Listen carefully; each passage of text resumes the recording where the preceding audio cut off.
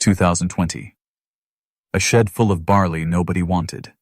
Today, that shed is worth £75 million. Everyone thinks that's luck.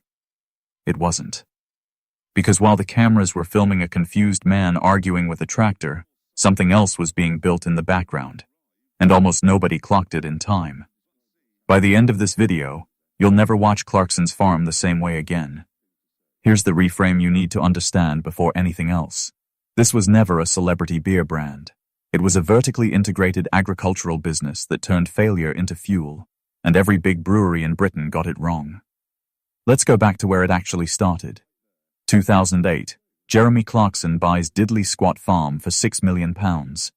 Nobody in British farming thinks anything of it. Just another rich man's country toy. Year one profit, £144. The press mocked him. But here's the question nobody asked at the time. Why does a man worth tens of millions keep pouring money into a farm that's losing him money every single year? Because he wasn't building a farm. He was building an audience, and an audience is worth more than any crop. Fast forward. That same land is now valued at £12.5 million. The entire farm sits at £45 million. Every frustrated tractor scene, every complaint about the weather, every argument with Kaleb, millions of people were watching, and every episode pushed that number higher. This isn't a farm, it's a film set, and Amazon is paying the rent, somewhere between £10 and £12 million a year, just for the show to exist. Now here's where most people stop paying attention. That's the mistake.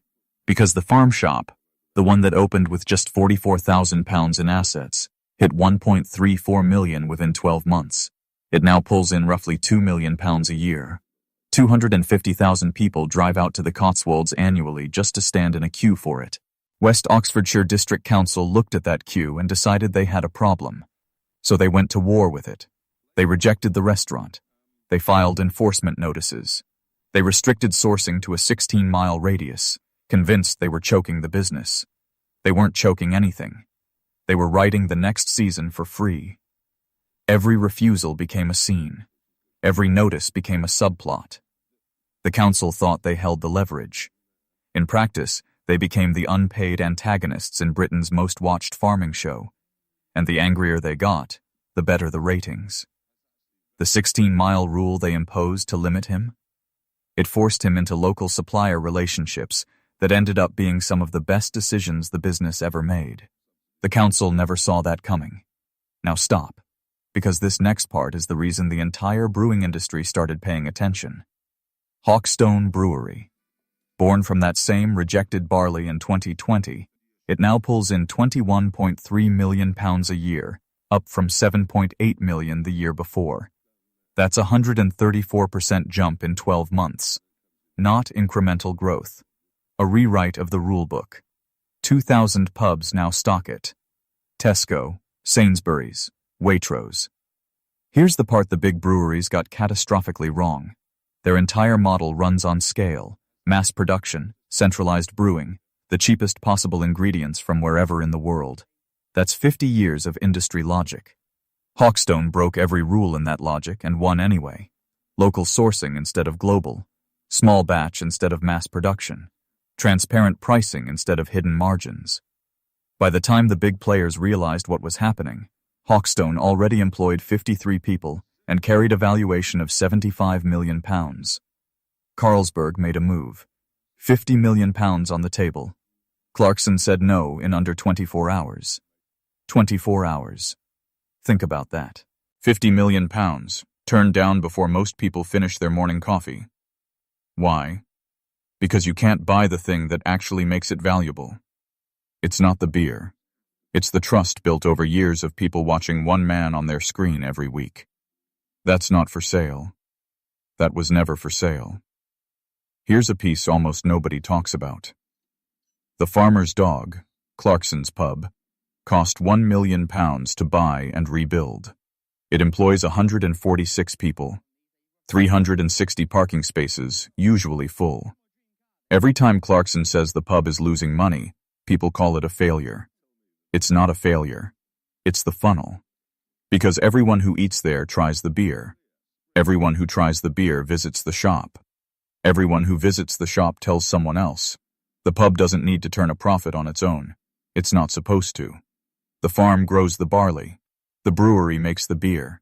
The shop sells both. The show sells all of it, every single week, to millions of people, for free. This isn't a farm. It's a flywheel. And once a flywheel is spinning, you don't need to push it anymore. Now here's the part that changes how you see the whole show. Kaleb Cooper wasn't hired for television. He was already the farm manager before Clarkson bought the place. Nobody wrote his character. Nobody cast him.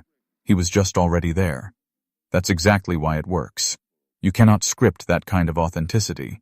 You can only find it and point a camera at it, which means the entire premise people believe about this show is backwards. They think it's a television program with some real farming in it. It's the opposite. It's a real, functioning business, with a television program wrapped around it to fund the whole thing. Now zoom all the way out and look at the complete picture. A £6 million farm now worth £45 million. A £144 joke of a profit that turned into a brewery earning over £21 million a year. A council convinced they were regulating him, actually scripting him. An Amazon paycheck quietly funding every part of it from the sidelines. None of that is a coincidence. It's one machine, built piece by piece in full public view, while everyone assumed they were just watching a man fail at farming for entertainment. But there's still a real, unresolved risk here. The decision on Diddley Squat's temporary planning permission hasn't been made. The council's track record is strict, not sympathetic. If that permission isn't renewed, the farm shop and visitor numbers take a direct hit. Here's what the council still hasn't fully understood, though. Hawkstone Brewery is a separate legal entity from the farm. Different land, different licensing. If the farm shop closed tomorrow, the brewery keeps running exactly as it did the day before, because the farm shop was never the business. It was the advertisement. And as long as people keep thinking Diddley Squat is just a quirky farming show, the actual business underneath it keeps compounding, with no serious competitor even looking in the right direction. That's the real trick. The more failure he shows you, the more you root for him. The more the council fights him, the more you love him for it. And the more it looks like just a TV show, the bigger the business grows underneath everyone's radar. So next time Clarkson's on your screen, shouting at a tractor that won't start, he's not just a farmer having a bad day. He's a businessman letting you watch. And that difference is the entire story. If this kept you watching till now, subscribe.